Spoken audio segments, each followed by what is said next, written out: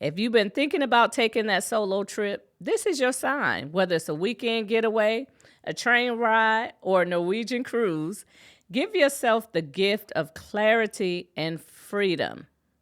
Solo travel showed me that my next chapter doesn't have to wait for anyone else's schedule or their budget, okay? It starts the moment that I say yes. Life keeps changing, and I keep aging. Turn my stress into blessings. I'm here to share my lessons. Tracy Marchelle. Hey, girl, hey. Thanks for stopping through and catching another episode of Girl, I'm Making It Through, the podcast where we talk about real life after 50. I'm your host, Tracy Marchelle, and today we're diving into something that has brought me so much peace, joy, and clarity. Traveling solo. Now, I know what y'all are out there thinking. Traveling alone? Girl, that sounds crazy. But let me tell you, traveling solo is one of the most soul clearing, freeing, and confidence building things I have ever done. So grab your journal, a cup of tea. I got my green drink right here. And maybe a little glass of something good. And let's talk about what happens when you say yes to a solo adventure. There's something powerful about hearing only your own thoughts again. For so many of us, especially as women over 50, life is filled with noise. The demands, the family, the work, the caretaking, it's constant. When I started traveling solo, it gave me space to exhale. My first trip was about 4 months after my husband passed away. It was early last year. In total, I've probably taken about 5 solo trips, all cruises, actually. And we'll get into that a little bit later. Imagine waking up to quiet mornings on a balcony, the ocean breeze, no one knocking on your door, ringing your phone, not your to-do list to worry about, just you, your thoughts, and the sound of the water. That kind of stillness isn't lonely. To me, it was clarity. It's in these quiet moments that I've been able to reflect, reset, and reconnect with myself after some of life's biggest transitions, menopause, widowhood, and even redefining what I want for my next chapter. Solo travel isn't about running away. For me, it was about running towards myself, right? And trust me, she, as in me, has been waiting for me, right? You get so busy doing all the things and, taking care of everybody else that sometimes we lose ourselves. So it was a great, great, great opportunity for me to get back in tune with me. So let's talk about freedom, sis, because when you travel solo, freedom is the itinerary. You eat what you want, you nap if you want, you knock out on the deck late just to watch the stars because you can. You don't have to check in with anyone. Well, hold up. Let me rephrase that. My daughter, now you guys met her on the very first show. She don't play by her mama. My daughter required me to check in every night because I was traveling by myself, of course, which I understood, So every night I had to send her a message and say, I'm good in the cabin. The day was great. That was the one stipulation for me to be able to go on this trip in peace. You don't have to negotiate activities. You get to rediscover you and enjoy. Not what everyone else wants you to do. It's like giving yourself permission to be, to just be. And there's another layer to this. Solo travel builds a quiet, unshakable confidence. Every time you make a decision for yourself, navigate a new place, or simply enjoy your own company, you're reminding yourself, I got this. For me, that freedom has been life-changing. It taught me to trust myself. Number one, again, to trust myself again. Every choice was mine. With each one, I became more grounded in who I was. Number two, I reconnected with my own desires. Again, we get lost in the shuffle, and sometimes we don't even know what we desire. But it was an opportunity for me to reconnect with the things that I enjoy. I wasn't compromising or following someone else's plan. I was rediscovering the little things that bring me joy, like lingering over breakfast, watching the sunrise, or dancing on the deck without caring who's watching. I even went to the nightclub by myself and I danced for hours, hours. Number 3 is strengthen my confidence. I realized I could navigate the world on my own and feel proud of it. I felt like I always had confidence, but it was confirmed by that very first trip that I took. And as I mentioned, I took 4 more after that. Number 4, it opened doors to new connections. Now, a lot of you guys that know me, y'all know I'm already social. I never meet a stranger, and I talk to everybody and have great conversation with them. So traveling solo actually made me more social. I met some incredible people simply because I was open and unhurried. Several of who I communicate still with to this day. Just recently came off of a cruise and met 2 lovely sisters that I will continue to stay in touch with. They were the bomb. Number 5, that trip gave me the mental space to think clearly. With no distractions, my mind finally slowed down. I could truly reflect on my life and what I want to do next. Number 6, and maybe the most powerful part, I fell back in love with my own company. I learned that I'm enough. And that realization, that was everything, okay? All right, let's talk cruising, okay? Because as I mentioned, I've been on 5 now in the last 2 years. The year isn't over, so I'm actually scheduled to go on another one, but I digress. Anyway, let's talk cruising because if you've never traveled solo before, I think cruising is one of the best ways to start. You're on a cruise ship, it offers certain securities, and I'll tell you, my favorite cruise line is Norwegian Cruise Line, okay? Cruises have gotten so good at creating space for solo travelers. And as I mentioned, Norwegian is my favorite. They're ahead of the game. They introduce studio cabins, cozy modern rooms designed just for solo travelers. No single supplement, see, and that's the biggest part. No awkward pricing. The price is the price. You don't have to worry about double occupancy. You just pay one price. No penalties for traveling by yourself. The bomb, okay? The studio cabins are actually inside cabins that offer so much security too. First off, your key card has to be programmed to even enter the halls where the studio cabins are located. And the cabins, oh my, the studio cabins. They're modern with enough space for a single traveler. The bed is full size, plenty of hanging space and drawers for your clothes. The bathroom is spacious enough for you to handle your business. The shower is spacious. And oh, I can't forget that there's enough space under the bed to store your luggage. This video is from the Norwegian Aqua Studio Cabin. Okay, so coming into the room, you have a flat screen TV. You have your bed. Actually, this one is a twin size. On one, it was a full size that I went on. All the closet space, drawers, even has a little ottoman there. The shower was plenty spacious for you to do your thing. Bathroom, but everything is so modern looking. It's a brand new ship on top of that. The Norwegian Aqua is the latest in the fleet for Norwegian. Check this out. They also offer solo balconies. That's my absolute favorite. Every ship is different, but here is my balcony cabin on the Norwegian Getaway that I went on for my birthday. All right, coming into the solo balcony cabin. Now, it's actually just a regular balcony cabin, but they designate so many of them for solo travelers. And I'm telling you, if I had my choice, this is the way I like to go.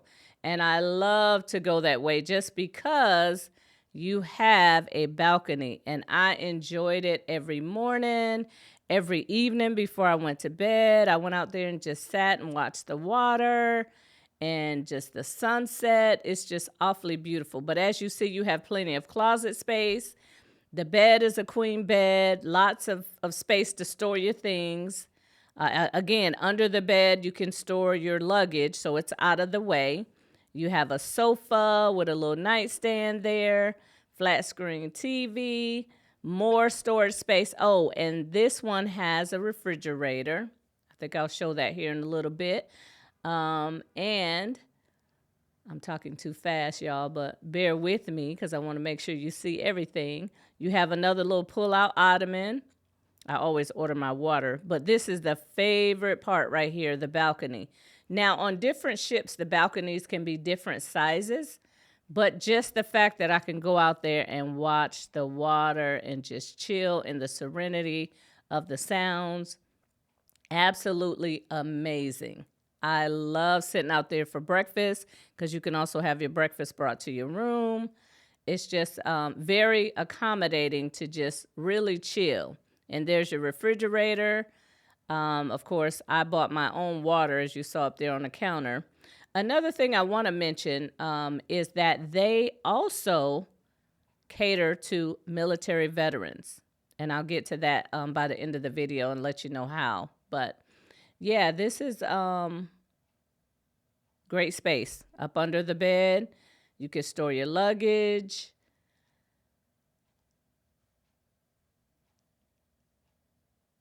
And let's get to the bathroom. Again, very spacious. Spacious enough for a single person to be in there and do their thing. Plenty of shelf space for your toiletries. The shower is spacious, you know, as I mentioned before, that you can handle your business.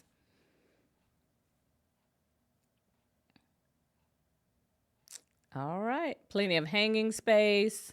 Lots of space, once again. So I pack a big suitcase, so I need all of that space. You have a full-length mirror to check yourself out before you leave out the cabin for any activities. And then Norwegian took it a step further with what's called a studio lounge, y'all. It's a private hangout space for solo travelers only, okay?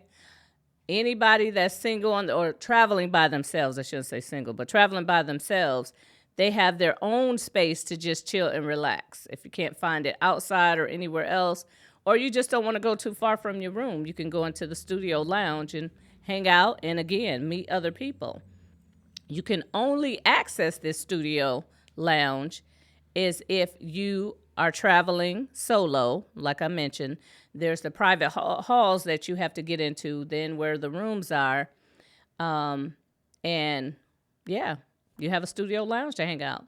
Every day on this ship, though, they also host meetups and events just for solo travelers. You can mingle, join the activities, or chill in your own space. I will always go to the initial meeting just to see who else was solo and enjoy the rest of the trip on my own. But then again, you run into those same people, you know, at dinner or something like that. Check out this studio lounge on the Getaway. Okay, guys, this is the solo lounge. Now, this one on the Getaway, it was a 2-story joint, right? You come in like it's just laid out so just modern. They have the little cubbies where you can sit, have a drink. You might bring your tablet in there, your journal to write. There's books to read. And then go downstairs on this one, and you have like amenities like drinks and snacks and desserts and fruit and coffee machine, TVs. Now, every one of these studio lounges is different on every single ship. There are no two that are the same. But this one, as I mentioned, has the 2 stories. Look at all those goodies right there. You got water, lemonade, coffee maker, tea. Like, they make sure that you have everything you need complimentary, okay? Now, here's what I completely love about a solo trip. It's completely up to you what you want to do or not want to do. Now, I noticed that a lot of other cruise lines are trying to follow suit too, but y'all, Norwegian had me as studio lounge. Okay? Cruising solo isn't just about isolation, or it's not about isolation at all. It's about connection on your terms. Okay? One of my favorite solo cruise moments was waking up early, grabbing breakfast, and just walking the ship with my camera. No schedule, no pressure, just peace. The ship was in the waters of Hawaii. That was my first cruise that I took on, the Pride of America. Now, it's a 6-hour time difference from Eastern time zone, so there were very few people that were awake and moving about. It was an awesome opportunity to really explore the ship and see what it had to offer without all the people around. So I managed to take some awesome shots of the Pride of America and the sky meeting. I was practicing angles for my photography class.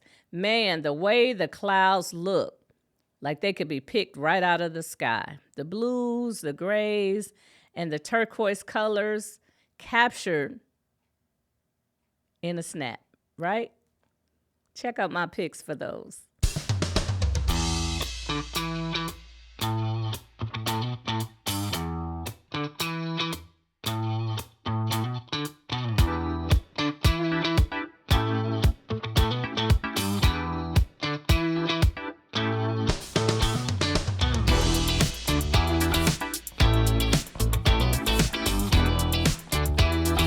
Y'all, I captured a beautiful sunrise off the waters. Breathtaking how the fiery orange scaled the dark blue water and drooped from the clouds. I need to write a book. That sounded good, yeah. But check out this beautiful picture.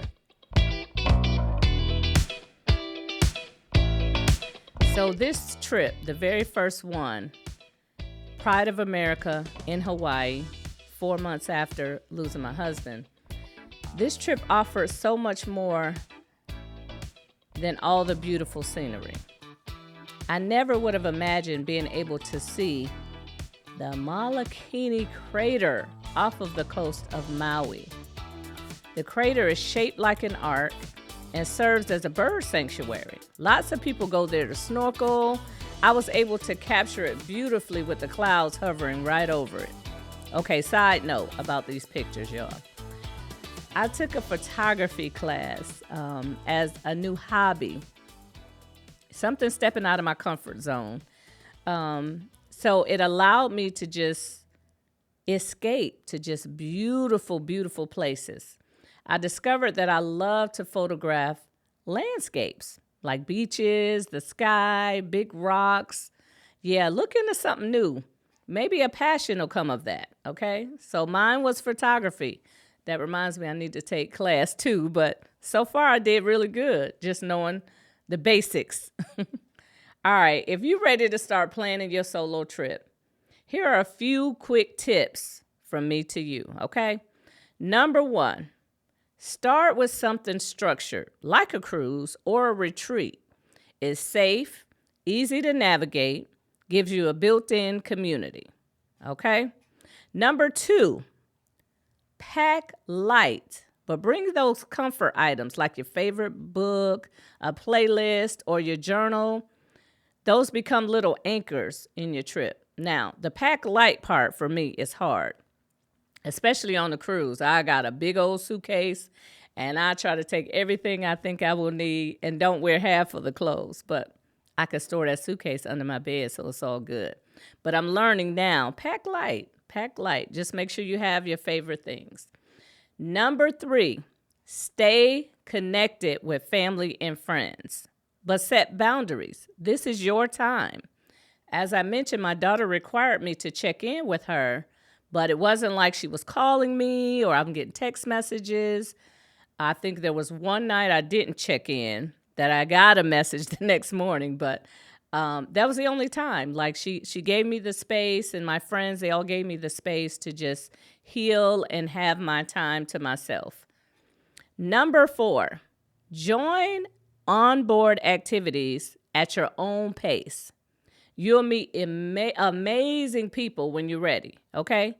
You don't have to go to everything. Pick and choose what you want to go to or not go to anything. It's totally up to you. And finally, trust your instincts. This is important. Don't feel pressured to do everything. Solo travel is about filling your soul, not your schedule. Okay? If you've been thinking about taking that solo trip, this is your sign. Whether it's a weekend getaway, a train ride, or a Norwegian cruise, give yourself the gift of clarity and freedom. Solo travel showed me that my next chapter doesn't have to wait for anyone else's schedule or their budget, okay? It starts the moment that I say yes. Thank you for spending this time with me, sis. If this episode inspired you, share it with a friend who needs that gentle nudge to take her own solo adventure. And don't forget to subscribe to the show, leave a comment, and let me know your solo travel dreams. Okay, until next time, I'm Tracy Marchelle, and girl, we're making it through. Life keeps changing, and I keep aging. Turn my stress into blessings. I'm here to share my